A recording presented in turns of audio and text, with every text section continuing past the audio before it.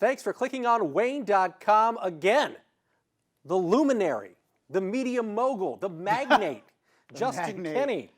Something. Yeah, of Caleb and Kenny in the Morning fame, and also of Optimum Performance Sports, joining us to add his expertise in each Monday here on Inside the Zone as we get things rolling here on the 2023 high school football season.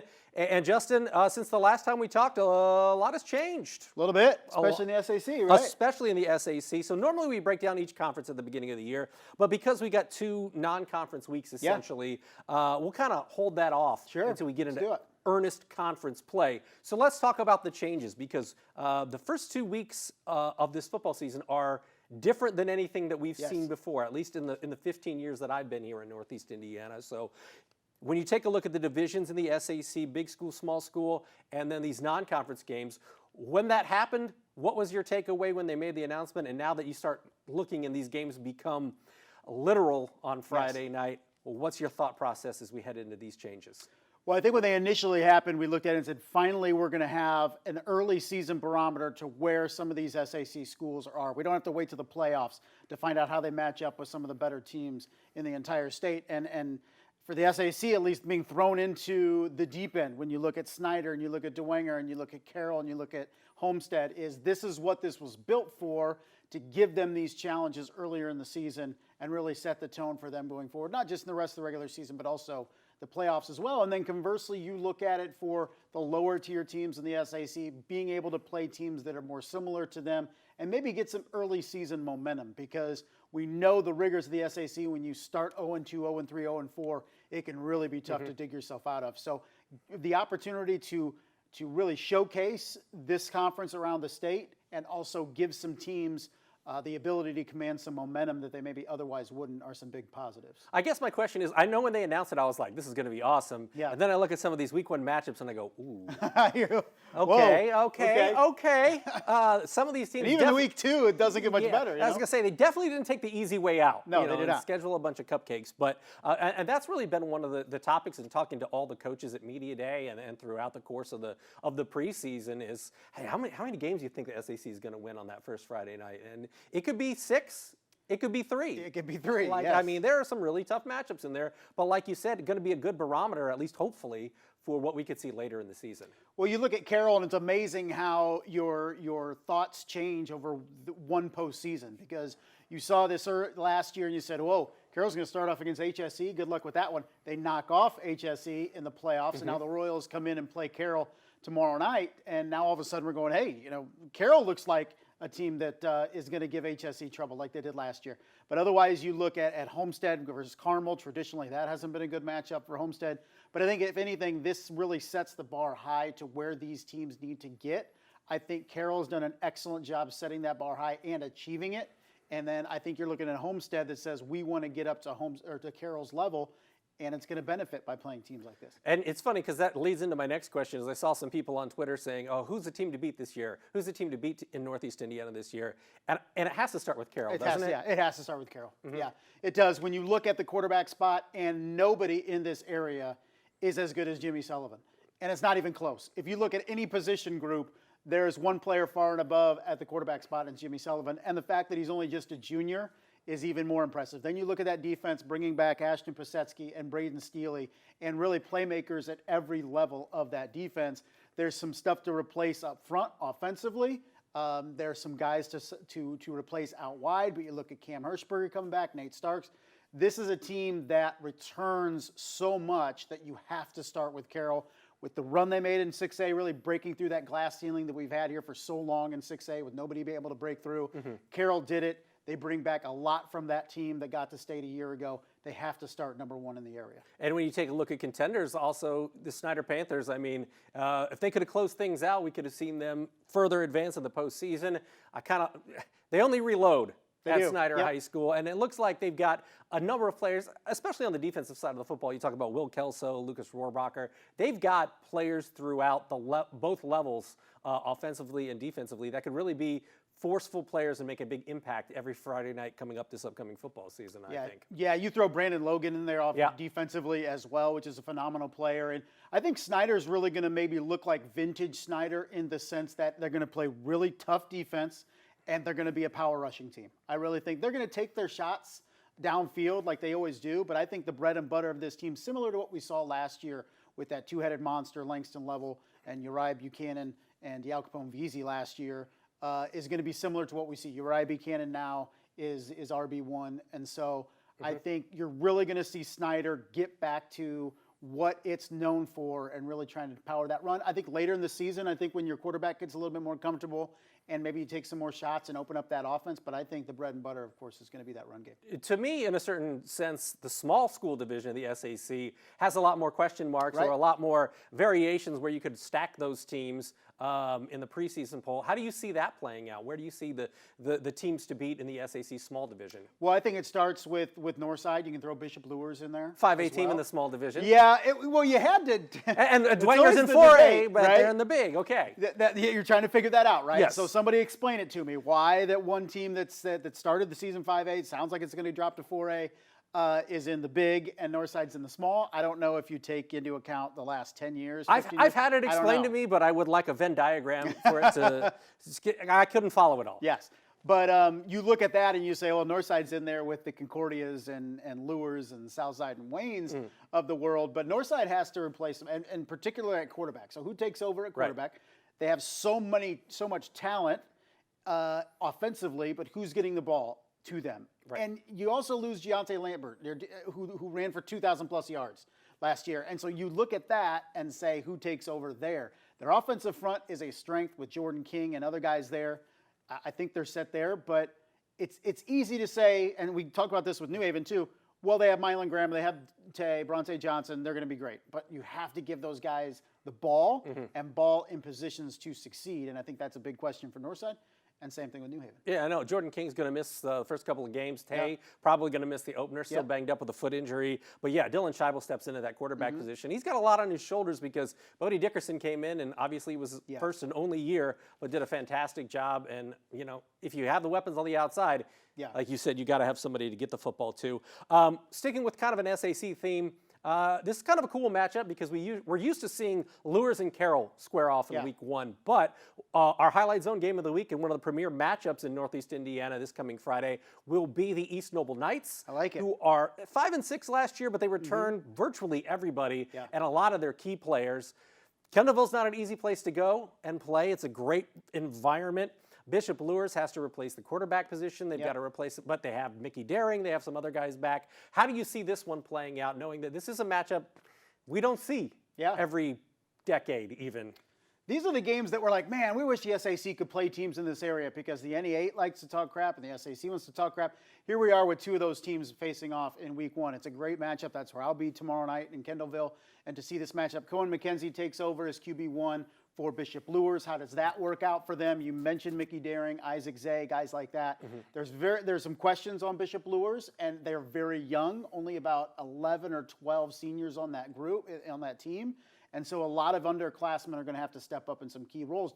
Are they able to do that right away, or does it take a while? And they're playing a team that, and Coach Luke Amstutz last year said, we're going to go young, and this is going to pay dividends at some point. And they're looking at this year as that. So they have experience with Xander Brazel, third-year quarterback, but otherwise he's surrounded by a lot of young guys that got experience last year, but are still a lot of sophomores and juniors out there for East Noble. Yeah, this is kind of those hypothetical matchups where how would a good Northeast State team, how would a good Northeast State program fare against a 2A team in Bishop Luers? And we finally get to see that play out on paper for the first time in like forever. It's nice. It keep the divisions and everything. Hopefully it sticks around for a while because it's able to give these matchups, not just the big state matchups that we're seeing with some of the top schools, but also these East Noble Bishop Luers matchups that we're excited about. When you take a look at the city of Fort Wayne, another big storyline coming into this season is Blackhawk Christian. My gosh, how fast did they turn football into something that they wanted to do? They had an 8-man football last year. They went 6-3. And now they move up to 11-man football. They had an 11-man team in junior high last year. So it's not completely new, but obviously transitioning into Friday night 11-man football is something big, and it's something that a lot of people are talking about. You hear from people talking, hey, how long is it going to be before they're dominant? Because we've seen them be very good at soccer. We've seen them be very good at baseball, elite in basketball. How long is it going to take for Blackhawk Christian? Because Football's a different animal. It's a different animal. You need a lot more players, right? It's not a basketball where you have 5 guys on the floor and stuff like that. It's an 11s. And you look at their numbers and what close to 30 to start off this year. That's not a lot even by 1A standards, at least for the top teams. You see 50-some kids taking the field of South Adams and Adams Central every Friday night. So when we look at those teams as the barometer and say how long is it going to take Bishop or Blackhawk Christian to get up to that level, I mean, 3 to 5 years, I think is a respectable kind of approach to what that looks like. It is a extremely difficult transition to go from 8-man to 11-man, especially when you're dealing with younger kids because the quality of play goes up, obviously. And it's a manageable schedule, but you also play Adams Central in there. Yeah, is that, I think, week 3 maybe? I think. Yeah, week 3. So you're really going to find out what it's going to take. So you put Blackhawk Christian, 11-man football, private institution, smack dab in the middle of the city, and we see with the success that Bishop DeWanger and Bishop Luers have, and Concordia to a certain extent, in that situation. Eventually, Blackhawk Christian will thrive and be a danger in the north in 1A, but I don't see it within the next 3 years or so. Speaking of dangers in 1A, Adams Central back-to-back state championship game appearances. Obviously, they have to replace people due to graduation, but Michael Mosher, things just continue to roll. They've got things going well. How they manage to do it every season, I don't know. But they've got Zach Worm, one of the best linemen back.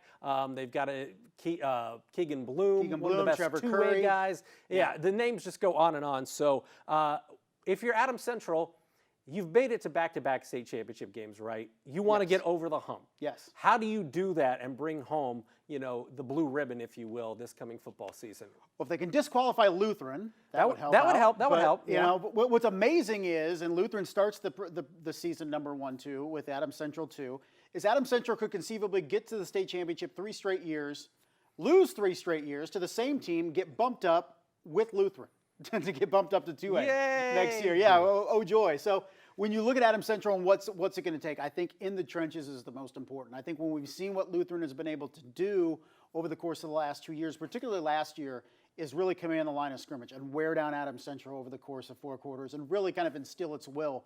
And unfortunately for Adams Central, we kind of look at that schedule and say, who is comparable to what Lutheran is going to be in the state championship if they do match up again. And it's really tough to see, but I think we're setting ourselves up for another season of dominance, regular season for Adams Central. The biggest question mark for them is Jack Hamilton moving to quarterback to replace Ryan Black. Ryan Black was a dude that for multiple seasons ran that offense, which is not an easy offense to run, and made it look easy. And that's going to be Jack Hamilton's priority for a QB1 to come in there and run that offense as adeptly as Ryan Black. Ryan Black had 30 rushing touchdowns last year, and people kind of forget about that. He was great at what he did. Didn't have to throw very often, but just how he ran the offense was phenomenal, and that's what Jack Hamilton needs to do. So Adams Central is going to be the favorite in the ACAC. We talked a lot about the SEC or SAC. I really want to talk about the Northeast State because last year Columbia City and Norwell played for a de facto championship. And those 2 teams graduated huge senior classes, very successful senior classes. New Haven has reloaded with Mylan Graham. They've added a Johnny Washington, James Hardy, Trey Bates, Donovan Williams. So and they've kind of been the north side of the Northeast State when we say, oh, they've got this collection of talent. But when are they going to put it all together? We saw Northside do that last year. Can this be the year that New Haven does it? And how do Norwell, Columbia City, Leo, and some of the East Noble, how do they stack up knowing that this could be kind of a moving year in the Northeast State where you look at 5 to 6 teams that could have a shot to win the championship? In the last couple of years, it's been the most interesting conference to follow because of that. And last year we had Columbia City and Norwell. Traditionally, it had been Leo and East Noble. And not a lot of credit, I think, is going and attention's going to Columbia City and Norwell because of the graduation of those senior classes. But they still have really talented players, both of them. You look at Stratton Full over at Columbia City. You look at Drew Graft over at Norwell. But it starts with Leo, in my opinion. I look at New Haven, and what put Northside over the top eventually was that line play. They finally got to a point where their offensive line and defensive lines were good enough to match up or at least battle and win some individual plays against the Carrolls and the Homesteads and Snyders. That's where New Haven needs to get to challenge Leo. And I don't know if they're there this year. Yeah, they have all this talent all over the offensive side of the ball, and that's great. But do you have the line play? Do you have the depth as well? This is a team that's going to start the season without a JV team.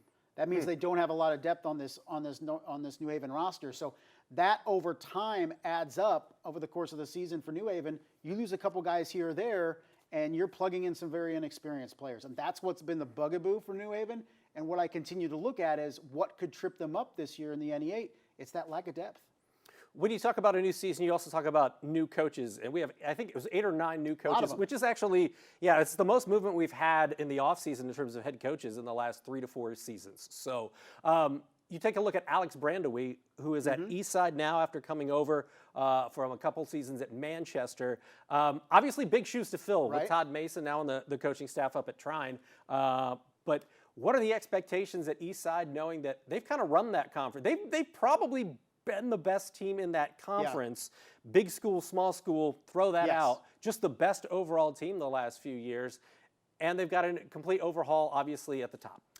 I think it's come in and you want to put your own stamp on things, but you also, at least with Eastside, don't want to change a lot of things as well, because what you're doing is working. Right. And you have Dane Siebert back, and I think you can build along that offensive line and then grow from there. And I think it's an adjustment year to a new coach, and the coach needs to adjust to his players. But I think just keeping things simple, keeping things similar to what they have been is going to be a success. For Eastside, they've been so good in recent years that I think if you just continue to do what you've been doing, you should still remain one of the classes of that entire conference. Is there a team to watch?